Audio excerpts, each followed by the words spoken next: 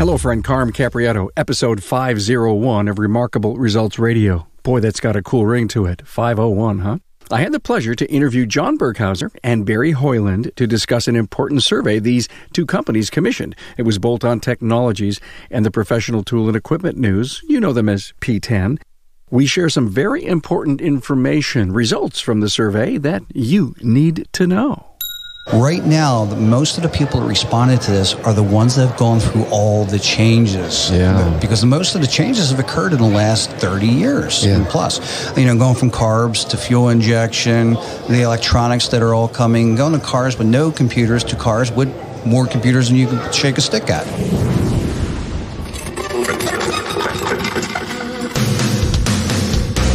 Welcome, aftermarketers, to Remarkable Results Radio.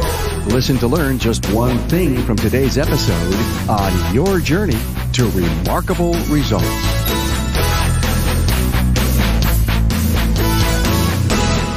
Hey, great to have you accessing the aftermarket's strongest audio library of information that helps you grow and stay in the know. Remarkable Results Radio is so proud to partner with Napa Auto Care and the upcoming 2020 Napa Expo. Now, final plans are coming together, and it's still not too late to join Napa in Las Vegas, April 6th through 9th, 2020. Did you write that down? April 6th through 9th, 2020? Still not too late to discover the latest innovations in the auto care industry along with your peers. Enroll now for Expo 2020. The best classes are getting full, and it's still not too late to contact your Napa store or commercial salesperson for all the details. Hello, friend. Carm Capriotto here, the Automotive Aftermarket Podcast guy. Wow, episode 501, and we're always looking for the best topics and interviews so you keep on the cutting edge of the automotive aftermarket. Hey, a big change in how you listen to the podcasts. You need to know that all three of the shows we produce now have their own feed. Now, what does that mean? Well, you already have your subscription to Remarkable Results Radio. You're listening to that now. And you need to subscribe to the Town Hall Academy and the For the Record shows. Subscribe right here on your listening app. Mark as favorites so you don't miss an episode. Get more details on the apps page at remarkableresults.biz. Hey, we're at it again from Apex 2019. With me in the studio is John Burkhauser, the Director of Education at Bolt-On Technology, and Barry Hoyland, Technical Editor for Professional Tool and Equipment. You know them as P10. Now, together, Bolt-On and P10 commissioned a survey, and I was granted access to the data and had John and Barry join me to share some of the results. Find this episode's talking points at remarkableresults.biz/E501. E means episode. Hey, you're going to hear about some very key findings, and you'll be able to see where you fit according to the survey, where 70% of the respondents were shop owners. Now, that makes for a great survey. We discussed a few of the key findings, like what percent of respondents do over $1 million? How many shops have 2 to 3 techs? And how many are planning to hire? That's just a short list of this excellent audio workshop. Hey, be a fly on the wall. Enjoy. Here in the Apex 2019 studio, I'm with John Burkhauser from Bolt-On. How you doing? The Director of Education. How you doing, John? I'm doing great, Carm. Glad to have you back. You've always been a terrific contributor to the show. I just love how you look at things. Thanks for being here. And with you is the technical editor at P10 Magazine. It's Barry Hoyland. Nice to have you. Thank you for having me. Well, here's something very interesting. And this man, Barry, is a very humble guy. How many years were you a shop owner? 28. 28, only 28. Only 28. And you were a technician for how many? Ongoing, but 45. Okay. Still a technician. Still always a Correct. technician. Very good. And of course, you were a contract trainer for Delphi. Right. The resume is impeccable, unbelievable. Right. How'd you get a job in the media? Well, they put out an open call for a technical editor. I submitted an article, and here we are. And the rest is history. Correct. No agent, no nothing? No, it's been about 5 years now that I've been doing the tool briefing articles and tool reviews, looking at new products on the market and evaluating the tool and writing about those. Wow, cool. Very good. All right, look at, there's a reason we're here. Karma always has some kind of angle somewhere. And John, you were kind enough to send me a survey. And Bolt-On and P10 got together and put out this survey. And I think you've basically nailed everything that's going on in the industry, what we needed to know, why we needed to know it, everything you wanted to know about the industry, but we're afraid to ask stuff. It was really surprising because one of the things about the survey and the questions we're about to talk about is the fact that we were just trying to see who the crowd was that was responding to the survey. So a lot of the questions we're about to talk about and a lot of these charts we're about to talk about is just seeing who these people are. And when I took a few moments to sit back and look them over, it dawned on me that, holy cow, this just really opened a whole lot of, what do I want to say, vision. Because it's right in front of us, but here it is, survey-wise, proven. Yeah, you got it. And we're going to be quoting an awful lot from this P10 bolt-on survey, and I want you all to understand that if you want a copy of it, maybe John can help you get it or whatever it is, but it's a coveted survey in the industry because it really helps us set up, if you will, the profile, a cross-section. For example, 70% of the people that responded were owners. You nailed that. You nailed the audience. That is exactly true, and that's why this has got so much to say to us. Yeah, I know. And then the next was general manager, technician, service writer, and other. The experience in the industry. Wow, 75% of the people that responded were 30 years of experience in the industry. Now, you may think that's long in the tooth, and it does go to say later in the survey about who is wanting to do some succession planning and get out or sell. I mean, it's some really great, interesting statistics on that. But we're a mature industry at this current moment. Well, here's the flip side of that whole discussion that you just had. Right now, most of the people that responded to this are the ones that have gone through all the changes. Yeah. Because most of the changes have occurred in the last 30 years and plus. Going from carbs to fuel injection, the electronics that are all coming, going to cars with no computers to cars with more computers than you can shake a stick at. Barry, you've seen it all. I've seen a lot. So every time this new tech came out, you weren't one of the guys that said, "Oh my God, I quit, I'm out." You just said, "Bring it on," didn't you? Yeah, it's a challenge, and I like challenges. But something you keep technology in perspective. 2020 will mark the 40th year of doing diagnostic strategy on computer cars. 40 years. 40 years ago, we used a paper clip to short out the connector on the OBD connector and look at light flashes, check engine light flashing. Today, we've got multitude of scan tools and multiple scan tools we will use on the same vehicle. Wait a minute, there's some techs out there saying, paperclip what? Mm-hmm. Counting lights? Yes. Yep. I remember that. I remember going into shops and looking and says, "What are you doing?" "Hang on, don't bother me, I'm counting lights." Mm-hmm. 40 years ago. Yep. And if you blinked at the wrong time, you got the wrong code. You had to sit there until it went back through its cycle. You were chasing a rabbit hole. Yes. By the way, you guys asked perfect questions. Perfect questions. That's why I fell in love with your survey, and I would, I'm honored that you guys have allowed me to, speak some stats from this occasionally while I do interviews, because I think it helps me learn my audience. I think it helps me solve issues in the industry and to talk about trends, and the trends in the industry is really being bubbled up inside this survey. I mean, I think you can see trends by what's come out of here. And the business type is perfect. General service repair, 72%. So again, the audience, you nailed it. Well, I mean, that's why this is so important to all of us to talk about, because your audience is these people that are responding to this, and they may not know that they all are grouped together. So we want to be sure that we share that with them and let them know that, hey, you're not the only one.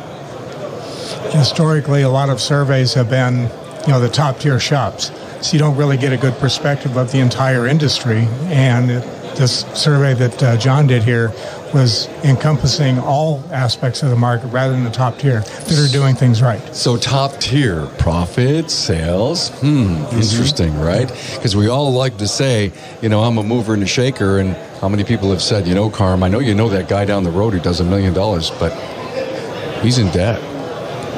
Yeah. And so sales doesn't make top tier, but sales does help you differentiate, the size of the business. Yes, but the size of the business, even if it's a large business, what they're doing in their shop may not translate well to a smaller shop. That's right. So you've really got to have a good perspective, and I think you did very well with that, John. Yeah, with so the questions you asked. Thank you, Barry. 21% of the respondents did $1 million or more. Wow. 21%. And then you had another average group in the middle that went from $200,000 to $999.99. And that was, about 35%? Is kind of, if you will, in the middle. And the small groups came up to about 40%, and that would be $200,000 and lower. Are they going to make it, Barry? Sure, they're probably on a smaller scale. It's a 1 or 2 person shop, or maybe a husband, wife, something like that. But they're in their growth stages, so they've really got to understand what to do in order to grow organically so that they can keep up. To go from a $200,000 shop to a $500,000 shop, there's a lot of growth pains with that. Is the smaller shop going to adapt to the technology that your company sells? Well, that's the question, because a lot of smaller shops think that they're too small to adopt. They don't think they need this, but when you think about going digital, you can have one person running the whole shop because everything's taken care of automatically in the background. There's a lot less copying and things that have to be done. So that's kind of like a misnomer. These folks have to understand that the technology can help them even if they're a very small shop. I agree, and everybody has to keep in mind a shop sells time. So whatever they can do to save time, they are more profitable. So if it's less people and they're selling more hours, then they are a lot more profitable, and they're going to get to that higher level very quickly. Even if they don't grow the sales, they're going to become more profitable. 39% of the shops have 2 to 3 technicians. I mean, this is small mom and pop. This is great. I mean, this is the fabric of our industry. And 4 to 6 shops were 26%, and 7+ were 5%. And so I find that to be interesting, that 22% of the shops in the survey had only 1 technician. That's the shop owner. It's not necessarily a hired person, it's the shop owner. And Sure. the same thing with the 2, that's probably a shop owner and 1 helper, or 1 either service advisor or another technician. So let's talk about that.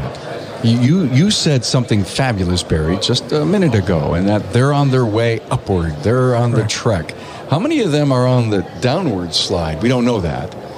But I worry that the 1 and 2 person shop are struggling. And I don't mean to be the naysayer, the negative person here, and they don't know how to go out and get specific help to help them become bigger, better. It's not about how many you have, it's about how much money you can make. Guys have hobbies versus that they're really running businesses. We hear it all the time on the podcast. Right. They bought themselves a job. They bought them, absolutely, exactly. It's one of the best quotes that we hear from people that come on the podcast. And what can we do to help them, Barry? We need to remember that a lot of these 1 person, 2 person shops are in a growth stage, and they probably were a technician. They're not necessarily a business person. So understanding how to grow the business by attending business or management classes, getting products that John has here that will give them more time so they can become a better technician. Training is, I don't know the right word, but you have to be trained. Whether it's a shop management position or as a technician, training is so important anymore, and there's no way you can keep up with it. Yeah, but if I train my people and they leave, if you don't train them, they stay. Thank you. I always lead with that, and I hope somebody finishes the rest of the sentence. Yeah. I've gone both ways. Okay. I paid for the training, and I've had technician leave right away. So I'm not quite sure legality, every state in the country, but I formed a contract with them so that if I paid for training, they were required to either pay me back if they didn't stay within the contract period. What's the contract period average? 6 months? It was 6 months, okay. Yes. All right. But it was basically to get my investment back. Now, I invest in my employees. I always did and always will. But they need to return that. So if I pay for their training program that was $3,000, with the room, the board, the travel, the cost of the training, and they're gone for a week so they're not being productive, there's a cost to me to that. And I don't want them to leave as soon as they get back, give their notice. There was no benefit to me. So I formed a contract with them. If they didn't stay within that period, then they would have to pay that training back. And it held up. Hi, Carm here, and I want to talk to you about the Napa Auto Care Center program for health insurance. We've all heard the reports about the rising cost of health insurance, but you'll be happy to know I'm here with really good news. The Napa Insurance Center is now offering the Napa National Health Program, and it's saving Napa Auto Care Centers and their employees money, lots of money. In fact, in the first 90 days following the launch of the program, Napa stores and auto care centers and their employees saved over $2.7 million. That's all thanks to the Napa Insurance Center's partnership with United Healthcare. It gives auto care centers access to the national large group rates on medical insurance with premiums discounted up to 30%. Now, these rates are based on the collective purchasing potential of 22,500 Napa locations, including both Napa Auto Parts stores and Napa Auto Care Centers. And listen to this. The news just keeps getting better. You can choose from 4 excellent United Healthcare medical plans with varying levels of coverage and deductibles to meet a range of needs. All plans are PPOs, preferred provider organizations, with comprehensive coverage. Because of the Napa Insurance Center's partnership with Aflac, you can have access to supplemental insurance benefits, including disability, accident, hospital, and more, all at a Napa-only discount, up to 35%. The Napa Benefits Center can help you with other group benefits too, including group life insurance, retirement, HSAs, and more. Napa's National Health Benefit Program is just one of the many reasons to become part of the Napa Auto Care family, the largest network of independent automotive repair shops in the country. Talk to your servicing Napa store. For more detailed information about the Napa National Health Program, visit the Napa Benefits Center at www.napabenefitscenter.com or call the Napa Benefits Center at 844-627-2123. John, you're out training. What do you see? Well, if you're not training, you're falling behind. I mean, and the dangers that are being presented to you by today's vehicles and the technology, forget about making the money because you're fixing it. Think about the money you may lose if you make the mistake because you weren't trained. Well, but wait a minute. Experience is making a mistake once, right? Right. Okay. So we've all got to make a mistake or fail forward somehow. We've all broke things in the past, and we have to get over that. But you'll break more and more and more without training. It's hypercritical that you know what you're doing before you do it. Yeah. Because if you go and experiment with today's car, just one wrong crossed wire, and you can fry everything. And think about the airbag system. Think about these driving-by-wire cars. If you make one mistake in there and you don't set it correctly, a customer may go and drive to their own death. Well, I see the next challenge as being ADAS, is they need to be on top of that technology, and there's so many potential pitfalls and liabilities that come into play if they're not trained on it.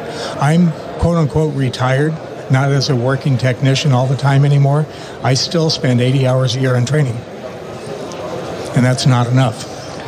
You basically nailed it a minute ago based on the next point of the survey I'd like to talk about.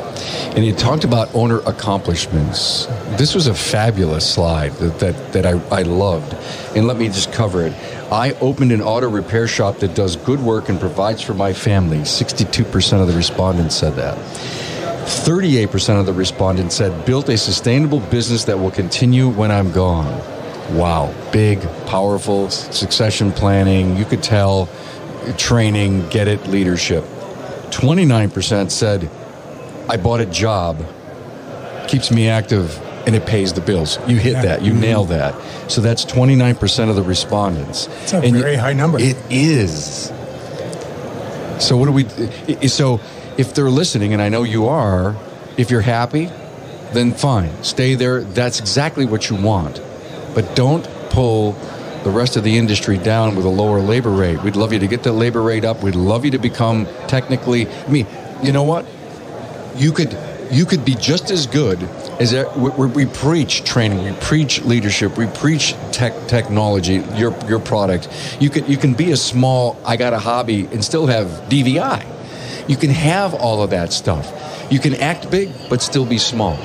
But what I see and what I hear about the struggling shops and the shops that I've met who need to cross the line and get help, they have decided to abandon that mode of business operation and kick it up a notch. Mm-hmm. And 29% of our industry is almost the numbers that I keep thinking about. I always say we have 20%, we have 60% struggling, 20% on the top line, and 20% way at the bottom. Yeah. They're very complacent where they are, whether it's in the middle or down low or even high. They're very complacent with where they are. One of the things I teach when I'm doing a management class is, do you have an exit strategy? And most people don't. I know how I got here, but I don't know what's going to happen after this. So are you going to pass it on to a family member? Are you going to sell it to somebody else? Yeah. Another pinch point for a lot of shops is their labor rates. I ask them, how do you set your labor rate? And most of the shop owners will say it's what my neighbors are charging. Yeah. Well, you don't know their rent. You don't know their employee wages, their other costs of doing business. So without tracking all of that and having a good number of what your costs are, there's no way you can set your labor rate. Absolutely right. Another piece to the puzzle, too, to think about this, and I think you hit it, Barry, is the fact that when you get involved with training, you're getting among your peers. And when you're among your peers, not only are you learning what the coursework is that you're there, but interacting with your peers is another way of learning. And that's another key piece that they're missing, is that I used to learn as much from the people I was taking the course with as what I was learning at the course. And that could solve that problem. Yes. It's almost all courses that I like are interactive, where the students are interacting with the instructor and everybody's learning something. I still learn things when I teach a class. Mm-hmm. That's what I like. You had a slide in here about hiring plans. 49% of the respondents said, I have no plans to hire. That's a high number. It is. I don't know how they expect to grow. 49% said, I plan to hire 1 to 3 people in the next 12 months, and 29% say I want to hire 4 or more. So there is brightness, but 49% none, 49% 1 to 3 still tells us that there's an awful lot of lower-end struggling shops that have no plans, no strategic, no nothing. It's like you said, it's the hobby. Mm-hmm. It may be a combination of that, but I think there's some other aspect of that that's really not maybe reported in the survey, is that there are some specialty shops that only work on, let's say, a Toyota or a Honda or something like that. But Barry, it doesn't matter. If they're not going to grow... That's true. If they don't have any plans, here it is. You get stonewalled at a certain level. I'm happy. I'm doing $500,000. I'll take the 800 customers that I earn my living on, and nothing more, nothing less. No social media, no promotion, no new technology, no new computer system. Everything's old. And so my great question, I'd love to go into a crystal ball and figure out when does that atrophy and die?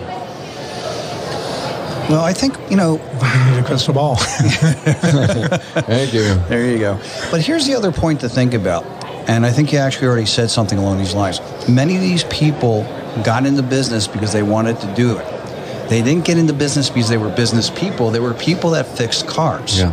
And when I was teaching post-secondary automotive, all the students were like, I'm just going to open up my own shop and do all this stuff. And then I started teaching them about business planning and business plan, like Wharton, University of Pennsylvania. Mm-hmm. You got to go and build your own business plan. And if you don't succeed in building a plan that works, a lot of people quit right up front because as soon as they realize that they have to forecast their future and make every step along the way, they know that they can't do it.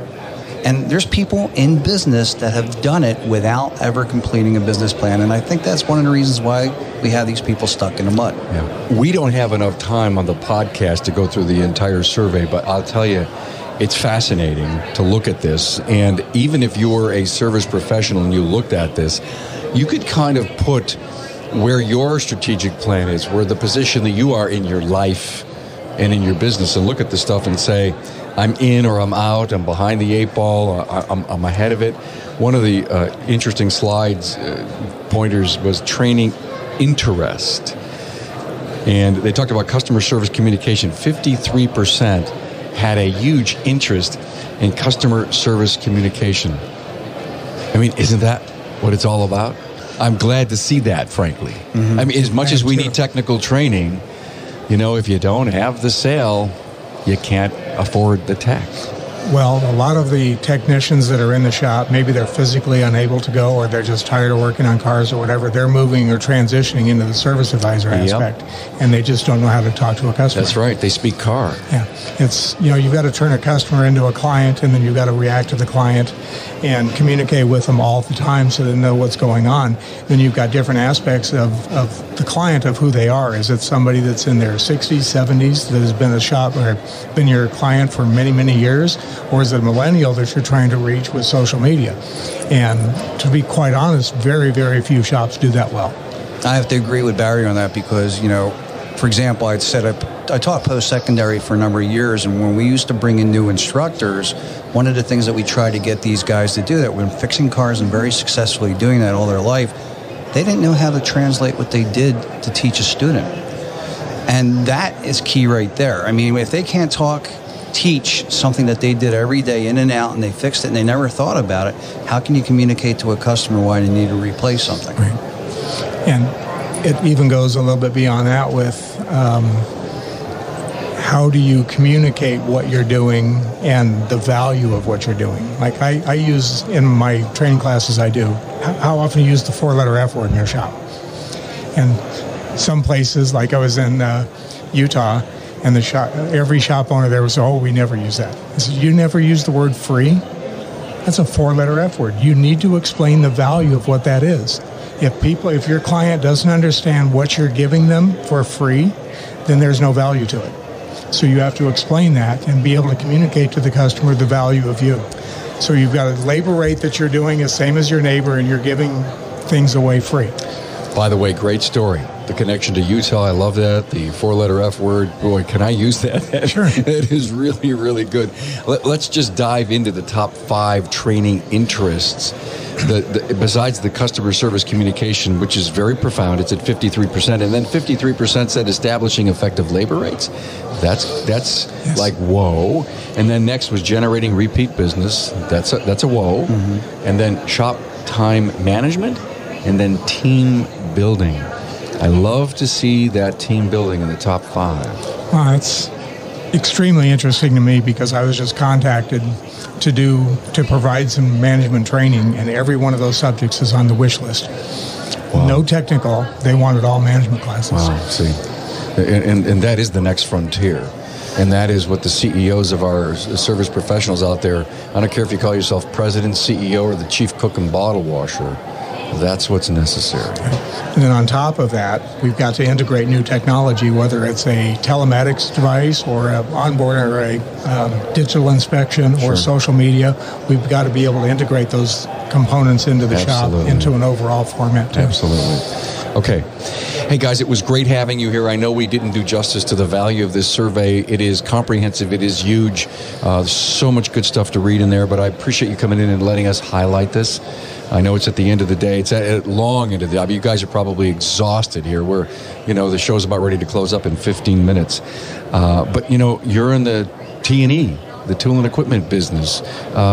Talk to me about the value of that in our world today. Well, you cannot keep up with the technology as quick as you need to if you don't have the right tools and equipment. So part of that decision-making process is understanding what the tools and equipment can do for you, what the ROI is on those, how quickly you can get the return on your investment, and how to integrate those tools. So you've really got to do a lot of research, whether it's an end wrench or whether it's a digital scanner or a system for performing ADAS calibration. You need to understand what the impact is on your business, the cost of it, and how soon you'll get an ROI. So staying up to date and current with that information and getting information through sources like P10 and getting that info up front and current and all the time is very, very critical to make those decisions. T&E used to mean travel and entertainment to me. Yes. But now it means tool and equipment. Yes. And I have to tell you something. You pick up your magazine. It is so well done. There's so many great things in it. And, we love our baubles and we love our new tools and ideas, right? You guys remember years ago, Lyle used to, have a contest to see who come up with a new tool for them. Right. And and still a couple companies I've seen doing that. Yeah, cool. Very good. John, you've been on before. I've always loved your contributions. You've got one of the best sayings about training in the industry. Could you repeat it for us? Well, training is the oxygen of the industry. And then Barry just shared with us that you got to keep up with the equipment. Well, the equipment's not usable if you don't know how to use it. And that's the basic thing. How many people still plug in and pull a code and go, okay, I'm going to throw that oxygen sensor in. But it's not the way it is. The training tells you the oxygen sensor is reading something negative because it could be an air leak or many other thing. That training is what is needed, because no matter what equipment you have, if you don't know how to use it and you don't know how to use the one piece of equipment that you have between your ears, how are you going to succeed? Great point. Thanks for being here. Barry Hoyland from P10, technical editor, and we also found out that you're a former shop owner, technician, contract trainer for Delphi. All world, man. All world. And John Burkhauser from Bolt-On, Director of Education. Thank you both for bringing me this survey and for bringing a little bit of it to life here on the podcast. Well, thank you. Thank you. Thanks for being on board to listen and learn from the premier automotive aftermarket podcast. Until next time.